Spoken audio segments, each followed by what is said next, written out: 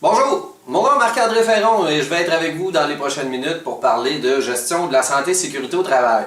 Aujourd'hui, nous allons parler d'hygiène industrielle. Qu'est-ce que l'hygiène industrielle a à voir avec la gestion de la santé et sécurité? Comme j'aime bien le répéter, la santé et sécurité est de la gestion de risques.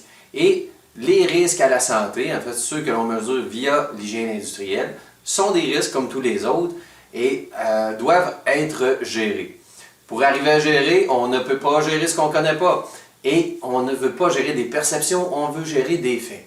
Alors, l'importance de l'hygiène industrielle, en fait, c'est qu'il s'agit de mesurer les différents contaminants qui sont présents dans votre organisation.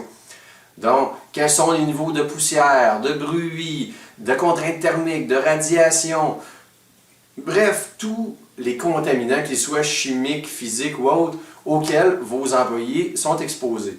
En absence de faits, les perceptions de tous et chacun sont bons. Il fait chaud, il y a de la poussière, bref, tout le monde a son opinion sur le milieu de travail. Et si vous n'avez pas de données pour arriver à prioriser, vous vous retrouvez dans un immense chaos dans lequel tout le monde a raison et tout le monde a tort et vous n'êtes pas capable de progresser en investissant les ressources aux endroits les plus payants. Et quand je parle de payants, je ne parle pas d'investissement, mais je parle bien des 20% de risques qui causent 80% des problèmes dans votre organisation. Et assurément, cette situation se présente en hygiène industrielle, c'est-à-dire il y a un 20% de risques à la santé qui sont plus importants que les autres. Comment arriver à prioriser? Une fois que vous avez une cartographie ou un inventaire des risques à la santé, vous regardez en fait, est-ce que vos employés sont plus en danger via les contraintes thermiques, via les bruits, la poussière, et vous fournissez les bons équipements. De grâce, essayez d'éliminer à la source ou de réduire à la source de façon prioritaire les risques avant d'aller dans le port des équipements de protection individuelle et ainsi vous respectez les principes de base de la santé et sécurité d'une saine gestion de risque qui sont l'élimination à la source. Finalement, la dernière chose que j'aimerais vous souligner relativement à l'hygiène industrielle est l'importance de vous mettre à la place des autres.